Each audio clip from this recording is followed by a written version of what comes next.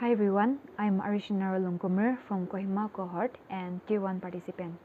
So for this video, I would like to talk about two things. Firstly, it's my reflection on Mary Clark Moshel's writing titled Ears to Hear, Pastoral Listening in the Field.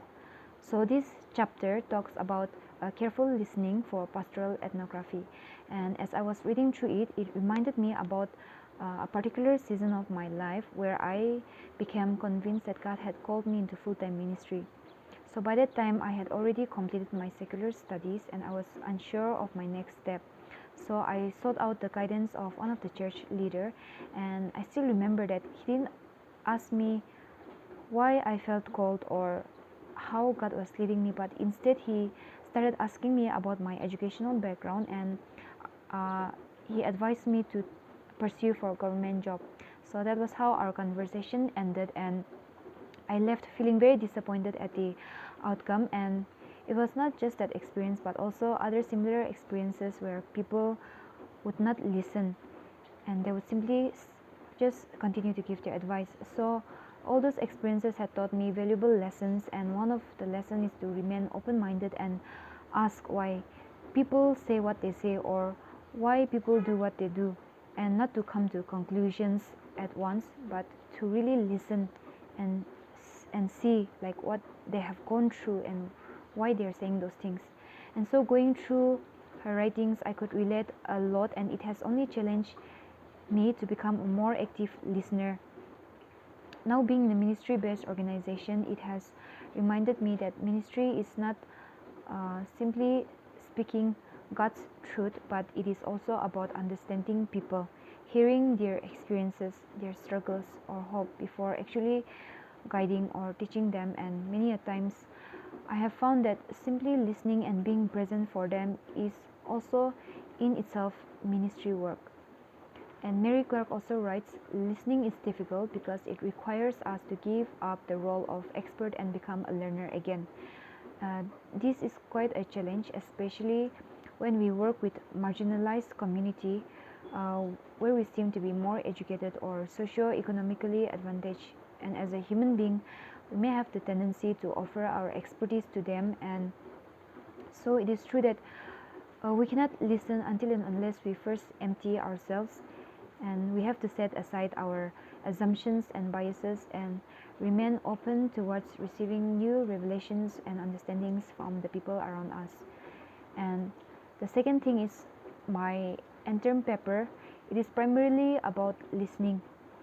Listening to how alcohol-dependent women experience God in their journey towards healing. So for this, I interviewed 4 women who are engaged with Life Connect.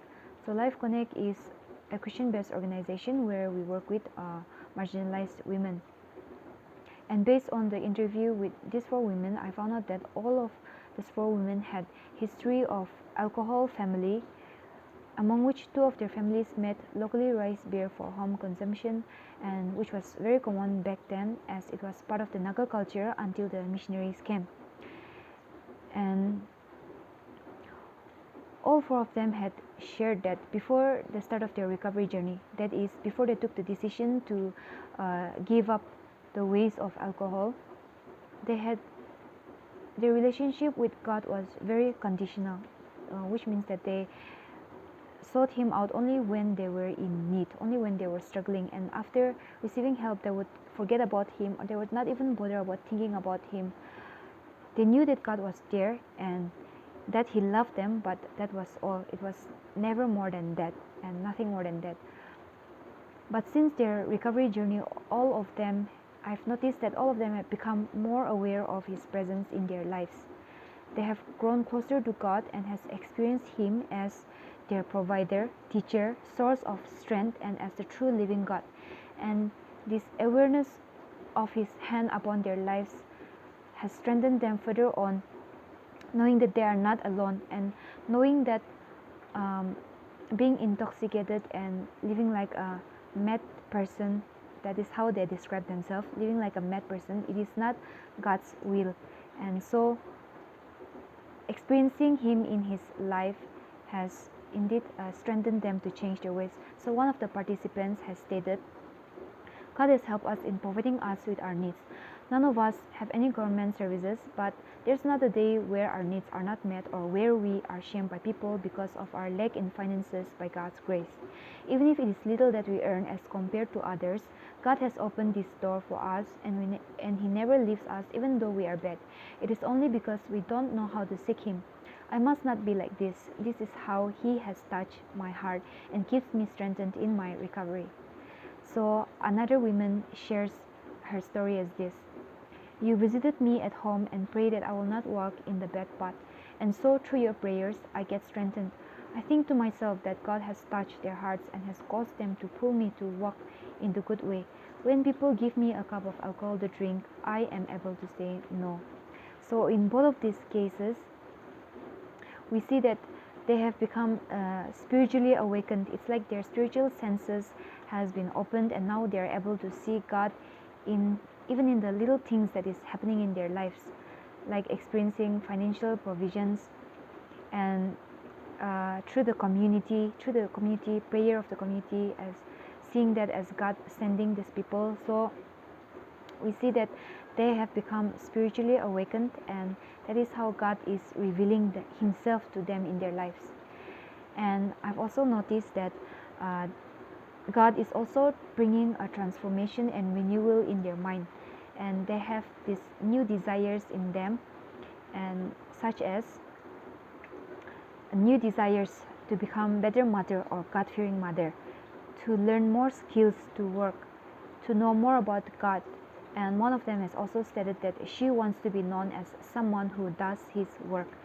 So it's really amazing to see this, because these women, they have stated that whenever they are drunk, whenever they were in their state of continual addiction, they would behave like a mad person. That is how they would describe themselves, like a mad person. But now, since their recovery, they have this renewed desire to be known as someone who does God's work. So it is indeed amazing how God is working in their lives and bringing transformation. So through this interview, it has also reminded me that we are all simply God's instrument for His work, and we simply have to do what God tells us to do, where God calls us to be, and that the rest of the work God is doing. He is the one who is bringing transformation and renewal in their lives. So yeah, so that's all. And taking up Live Theology and World Christianity, this course, it is not in vain. I have really learned a lot, and it has really opened my mind to so many new things. It is indeed a privilege for me to be able to be a part of this course with each and every one of you. And thank you for listening, and I wish you the best for your journey ahead. Thank you.